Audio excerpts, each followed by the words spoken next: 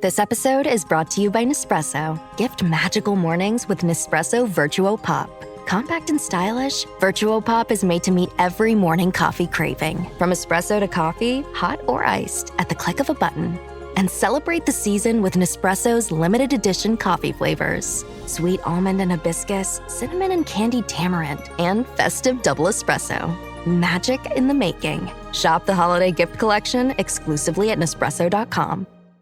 This podcast is brought to you by TeamTrade, a digital solution that helps you hire, optimize, and retain employees. Using psychometric assessments to identify more than 100 professional mindset traits, it gives instant reports you can use to build high-performing teams. Get 2 free profiles today, no commitment, no credit card required, at teamtrait.com. TeamTrait.com. Welcome to the Manage Smarter podcast with hosts C. Lee Smith and Audrey Strong. We're glad you're here for discussions on new ways to manage smarter, hire, develop, and retain talent, improve results, and propel team performance to new heights. This is the Manage Smarter podcast. Hustle culture. We've never done this topic before, Lee. And in sales and hustle, it's like peanut butter and jelly. They go together. Not always, says our guest.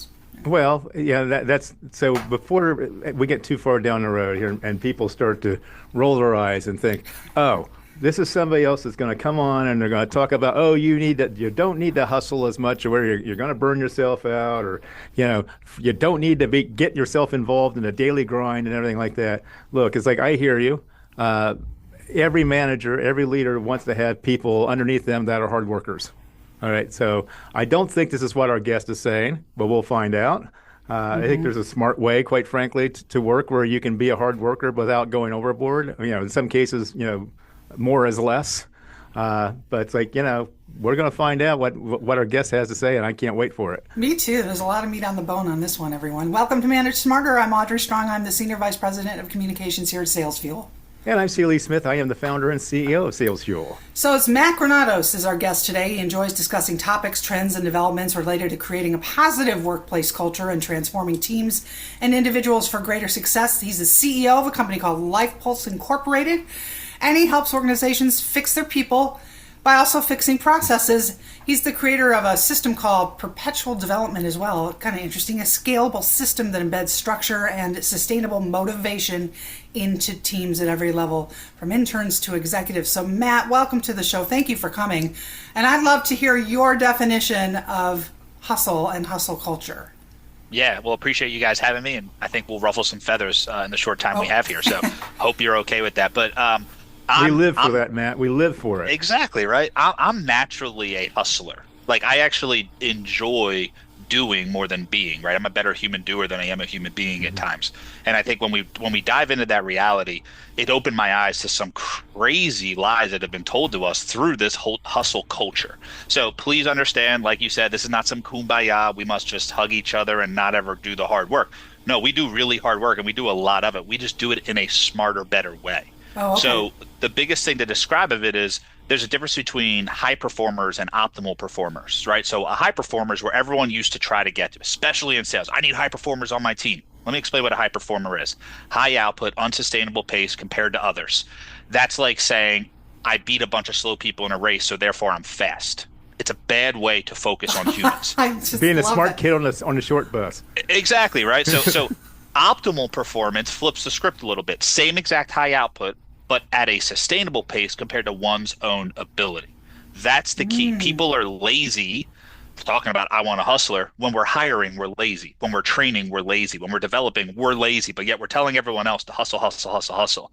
We have a rule with every client we work with that you need to make sure you got 180, 100.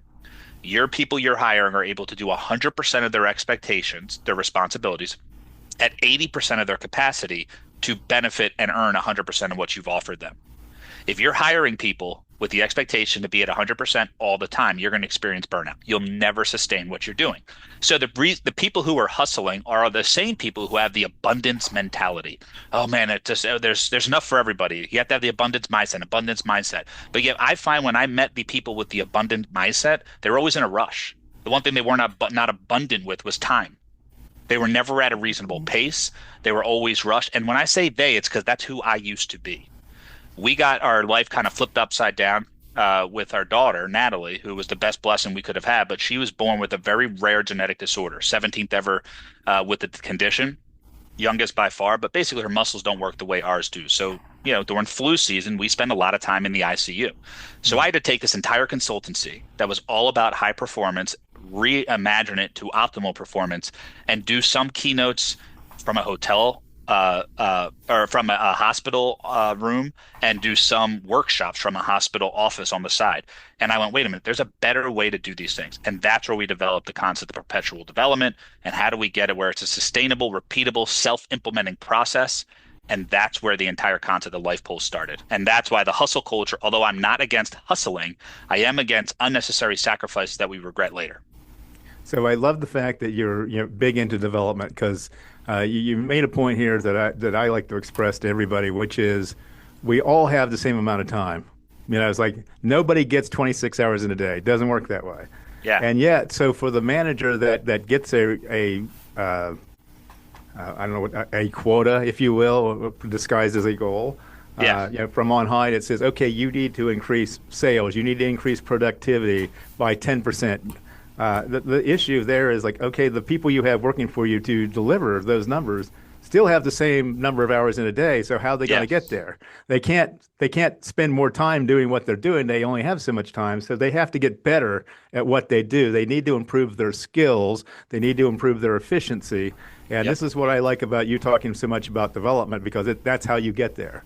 Yeah. And where this all came from was I went to go work with a large client, big client that everyone knows and has used their whole life. And I don't share their name just because it's not necessary for the story. And it was something we were fixing. But the issue was everyone felt either kind of enslaved or entitled because there were so many amenities given to the people. And as I'm sitting there getting ready to work with them, going through what we call our optimization overhaul, I sat back and went, wait a minute, we're doing this wrong. We've been told that in order to get our people to work at a high level, we need to give them everything they need. And the answer is no, we don't need to enable them. We need to equip them. We don't need to lift our people up. We need to edify our people. These are major differences in words that we need to focus on as leaders, as managers, and as sales reps one-on-one directly with customers. If we're playing by the old rules, the perverted words is what I call them, words that do not mean what they actually are used as, then we're running into a trap of it. But it all came from realizing it is not our job as leaders, as employers, to bridge the gap to every individual in our company or even every single client of ours. It is our job, specifically in sales and leadership, which are very similar, to actually better equip the individuals to bridge the gap back to us. How can I make it so that when I'm going to sell my services to someone, that I'm not trying to bridge the gap to them, I'm teaching them how to bridge the gap back to me. When I'm managing someone, how do I equip them to bridge the gap back to me? And there's a process we put clients through 4 separate cycles to hit that optimization overhaul. And then usually about a year after putting it into place, their entire culture changes. There is no more hustle culture. It is hard work culture. It is build each other up culture. And it is massively better results at a sustainable pace.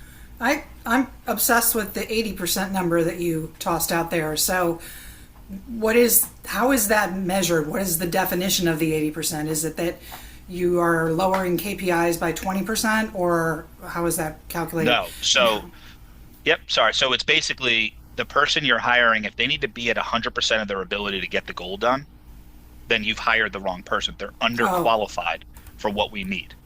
And what happens is now we get someone that can do it kind of at 80%, because if you're into sales or you're into business, you should also be into growth in some way, shape, or form. So because of that, if you're at 100%, you don't have anything else to give. So we hit a growth stage. You're already maxed out here. How are you going to move with us here? You're going to burn out.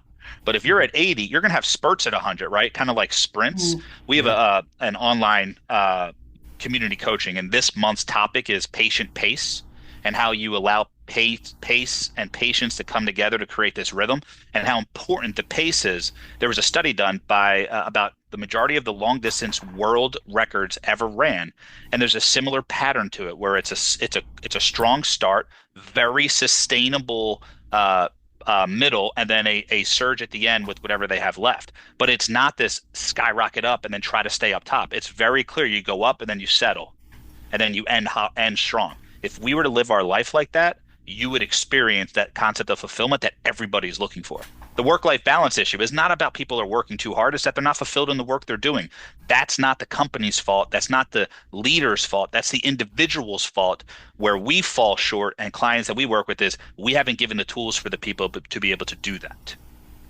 Yeah, you mentioned the 4 separate cycles. I was wondering if you could give us a 30,000-foot view about what those 4 cycles are in general. Yeah, the first is just, and it's kind of the 4 cycles of just implementation and implementing anything. So first you're just learning, right? I got it. I'm kind of trusting that this guy knows what he's talking about. I'm using the system. He said it's going to give us 15 hours of productivity. We'll test it. The second is refining it. Okay, so I've tried it once. Now I'm refining the process. The third is sustaining, and the fourth is enhancing, right? So you got to be okay going through those. Now, some clients, we had a client who has been with us for 4 years. They're still going through the process, right? They have a lot of people in their team, and it's different companies or different verticals we're working with. Other organizations, within 90 days, they go through all 4 of those cycles. So it's not a time thing, it's an action and adaptability thing. So those are the 4 cycles real quick, but we have to be okay realizing you got to learn something. You have to then learn how to refine it, sustain it, and then you can experience the enhancement of it.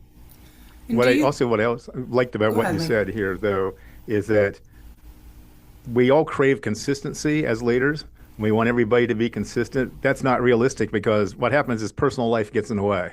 Yeah. It's like something happens at home, something happens with a friend of yours, or it might be a health issue, it might be something issue with your kid, might be issue with you got into a car accident or whatever. It's like, sometimes real life gets in the way. So what has to happen is to be able to get that 100%, you need to have 120, to go with your 80% days or whatever, and hope that they all balance out or whatever to get you where you need to be. And the concept that we teach on that is it's not about work-life balance. We ask every client to throw that out. It's work-life integration, work-life harmony. We actually work with clients to say, let's redefine what we mean by that. It's not work-life balance. You can't balance these 2 things because by balancing, you're comparing 2 things, and we never want to see that happen. So with that concept, our system works personal and professional. It blends it into one because you're just one person. You can't compartmentalize like we thought we used to be able to. Mm-hmm. Our whole company started was because a large financial institution out of Boston reached out to us, Fortune 50, and said, hey, your system solves our biggest personnel problem. Can you come talk? We didn't even have a company yet. We just used it for our organization. So I went in for 3 days and had the time of my life teaching this huge company how to do everything. And at the end, they said, hey, why didn't you invoice us? I said, what do you mean? They said, we thought you were a consultant. I said, no. They said, okay, so let's have a conversation. And what the reality of it is that people don't know how to manage their personal life. In fact, business is the most sustainable part in any of our lives. So it's the most structured thing that most of us deal with. It's our personal stuff we have to address at the same time. So everything we teach is based on truth, application, changes. So there's 3 filters we put everything through. First is business. Does this work, right? If I'm coming in working with Salesforce, does it work with your company? Yes. Okay. Personally, between you 2, does it work for you 2? Yes. And then the third one was, will it work with my family?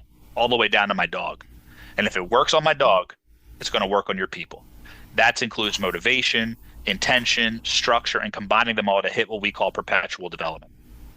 And that's how you incorporate the hustle in the new model going forward. Yeah, and then you're sitting there and it doesn't feel like hustle, but somehow you're outperforming everybody else, right? So I can't go as fast as you in this moment, but I will outlast you. Here's a great example. My daughter's in an electric wheelchair. That sucker can go for probably 13, 14 hours full speed straight. If we go on a family walk, she starts in the back, and guess who finishes first? Yeah. Does that make sense? Yeah. Tortoise in the hare. How else do you want me to describe this? We've heard this forever. So it's not about short-term intensity. It's long-term consistency. Atomic Habits is a book that preaches that I think is a great concept to remember. So in sales, we're so short-sightedness, abundance mentality, but you got to do it now. It's like, wait a minute. Do we have abundance or do we have limits? If we have abundance, we have to bring time into it as well. So we can't, like you said, Lee, I call the day the great equalizer, right? It's the only thing that's fair in this world. You already explained that one. So what I need to do is find a way not to make you more time, but how do I show you how to do more with the time that you have? We call it the 80-20 principle of planning.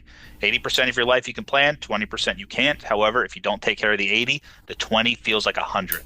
So when my daughter gets randomly put into the ICU on a day that I wasn't ready for it, depending on how severe her medical condition is, that's not the biggest stressor. And we've had everything from her dying and coming back to life to just a common cold. The bigger stressor is when we as a family and a company don't have our 80% taken care of, so we can't actually focus on the 20.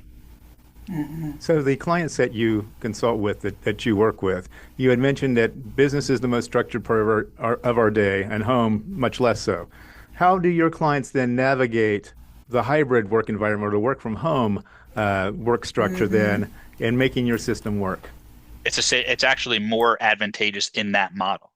And the reason why I say it is because we're telling you, you don't need to compartmentalize them. You're now seeing what we're teaching you live. So if you need to take a 30-minute break in the middle of the day, depending on the client we work with, right? Everyone has their own policies. That's okay. But yeah, you're going to make that 30 minutes up later at some point if you're timed on your work. Or if it's result-based, that's fine. If you get your stuff done, that's great. The average person, we have this whole ebook that I could send out to people we call the LP methodology, that walks through the entire process that we do, the principles, all the concepts that we have in place. And the biggest thing to realize is the average person, talking about this hustle culture, is only working at about 40% of their capacity, meaning they have more to give.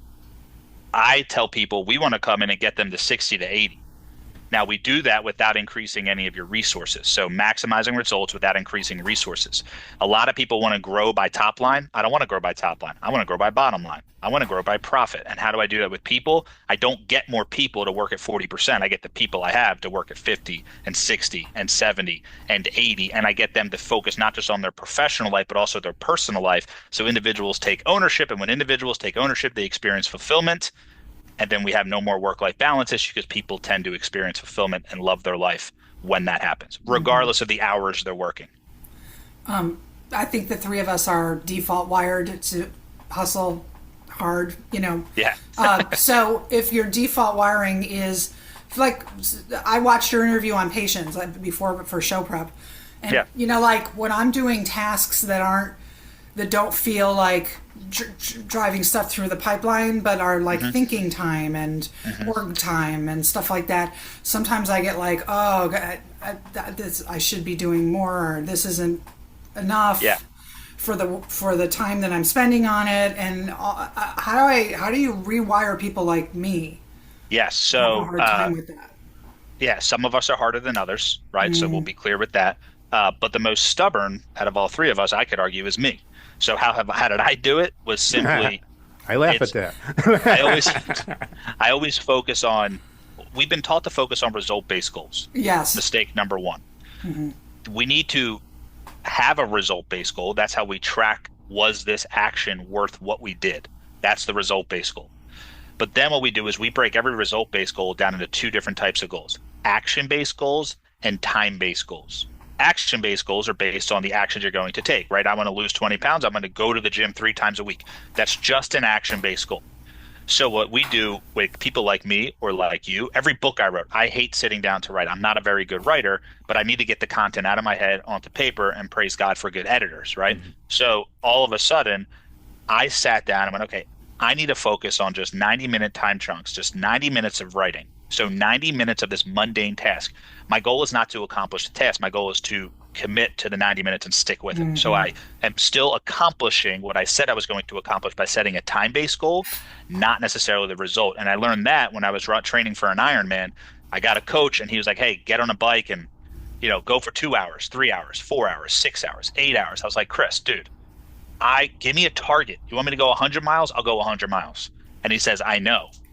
The issue with training for an Ironman is not being so you can go faster in the Ironman. The issue is getting hurt while you're training. If you get hurt while you're training, you don't get a chance to go run the race. And it was such an eye-opener to me that I got this big task, a big project I got to get done. That doesn't mean I need to spend all of Monday and Tuesday on it. That means I need 2 90-minute time chunks Monday and Tuesday. That's 3 dedicated hours, dedicated hours uninterrupted. Wait till you see what you can get done when you're not interrupted. But at the same time, you also know that you can come back to the rest of the day. So you're not bogged down in when we work with large tech companies, the developers, same thing. What do? They don't sleep. They throw 1,000 Red Bulls back and they code for 12 hours straight. We stopped that. 90 minutes on, 10 minutes off, 90 minutes on, 10 minutes off. They worked less and were better off because they made less mistakes. So they were more efficient in the time they were, because after 90 minutes, your brain gets what's called a diminishing return. So like the hustle culture, is foolish if you think working hard is just the activity. Like if you're not producing fruit, then you're a fool. You're not a hustler. But like I don't respect someone who sits there and just works hard to show they can work hard. I'm okay if that's what you want to do, but let's make sure you're not trying to produce a result. If your goal is to get a desired result and you think just working hard is going to get you there, people do that all the time and get extremely unhealthy. I could sit there and run for 12 hours straight. I could do that. I know it would not end well for me. So therefore, do I get praised for being a hard worker, a hustler? I would say, yeah, I hustled and I was a hard worker, but I'm an absolute fool. And we need to focus on not just the action, but the action producing results. I love this. Lee, I'll give you the last question. Well, I'll comment first. I like to tell people that sometimes it's harder to get to the starting line than it is to get to the finish line. Yeah, that's good. So I would be remiss then if we didn't talk about your daughter real quick. So you and your wife have founded a foundation. Yes. I'd like you to talk a little bit about that and use this time basically to educate people on what you're doing there. Yeah, absolutely. So the foundation's called Take Part, and it's all about taking part in the fight for possible. So fortunately, I married up. Be talking about sales. You know you're a good salesperson based on who you married. I married up without a doubt. She's smarter. She's better looking. She's more caring, all that stuff. So we realized that Natalie had a very rare condition. We talked to the doctors, and the advice I was given, or the suggestion was, when I asked, what do we do about this, was, she just needs to kind of outlive science. So Natalie has a rare mutation on Pyrox D1. It's one of the 23,000 genes that we have. It's just a single mutation on that gene that has drastic results in her physical muscle development. So I said, that's not a reasonable answer. So I went back and looked it up. We found some doctors over in Sydney, Australia, talked with them. I asked what their biggest issue was. It was obviously money, but they didn't want to burden us. And I looked at her and I said, Doc, let me tell you something. I'd rather try and fail than not try and fail. But the options are negative either way. So let's get after this. If it's a money issue, I can do money. I'm comfortable with money. I don't know a thing about genetics, but I know a lot about money. I know a lot about making it. So how do we bring this into us? Had a conversation with my wife, Maria. She's like, all right, what if we called it Take Part? Because everyone kept asking us, how can we help with Nat? How can we help with Nat? In the rare genetic and the rare conditions, especially pediatrics, everyone has their little silos. So what we decided was, what if we brought everyone together and just had, a commonality of rare? And I was talking with a mentor, and I found out that 95% of people with rare conditions have no FDA-approved treatment. Over about 1 in every 10 people in the United States, so 30 million out of the 300 million, have a rare condition. About half of them are kids. And then the final one was the average kid with a rare condition I think 35% of them don't make it past the age of 5. And Natalie was 4 at the time. We started the foundation where we fund rare pediatric research for doctors who wouldn't get normal big pharmaceutical funding because there's not enough people to make profit. What we also do is we offer research resources and help people tell their stories. So any parent who has a kid with a rare condition can create what we call a warrior page, and it's a full profile of who the kid is. So they don't have to worry about HIPAA. They can send it out wherever they want to get the research we want. And then we're also starting a new potential option to help fund individuals' medical care with the way genetics is working and how we need certain things for a specific cure. We got a lot going on there, but it's Take Part Foundation. We love doing it. It's much bigger than our daughter. She's a part of it, but we tell people rare is more common than you think. Right. We all know someone, but we don't know a lot. But when you bring them all together, it's like, holy smokes, 1 out of every 10. That's a lot. And we can address it, as a collective, as we lift up individuals, which is exactly what we do when we work with companies, is we don't try to fix the collective by fixing the organization. We edify the individual, build them up, and all of a sudden, you're not going to believe it, all ships rise with a high tide. We just come in and help lift the tide. I love you have such a different way of thinking. It's always collective, in putting work and personal together. Most people, like you said, are take it apart. But yeah. He's like a bigger moon, right? Yeah. It's like you were talking about raising the tide. There you go. Yeah. But I want to let everybody know it's LifePulseInc.com is your business website. And how would you like people to reach out to you? Yeah, you can go to LifePulseInc.com. Okay. What we'll do is we'll put together a special page. It's just LifePulseInc.com/MS for manage smarter. Okay. we'll put that together. So we'll give some of the tools they could possibly use in this. And then if you have any questions, at LifePulse Inc. is our handle on all social media. We're big on that, and LinkedIn we love. So any way we can help. We're a lot different than the average philosophy out there, but it's all based on truth. And we'd love people to put us to the test, try to prove it wrong, because so far, not a single organization or individual has been able to. I love it. So anybody whose feathers are ruffled, get a hold of Matt. So yeah, let's talk. Thanks for being on the show. We appreciate it. Thanks for having me. Thanks for listening. If you enjoyed the show, please rate and recommend on iTunes, Overcast, or wherever you get your podcasts. You can also get more great information at salesfuel.com. Hey, Ryan Reynolds here. Wishing you a very happy half-off holiday, because right now Mint Mobile is offering you the gift of 50% off unlimited. To be clear, that's half price, not half the service. And Mint is still premium unlimited wireless for a great price. So that means a half day. Yeah? Give it a try at mintmobile.com/switch. Upfront payment of $45 for 3-month plan, equivalent to $15 per month required. New customer offer for first 3 months only. Speed slow after 35 gigabytes if network's busy. Taxes and fees extra. See mintmobile.com. This podcast is a part of the C-Suite Radio Network. For more top business podcasts, visit c-suiteradio.com.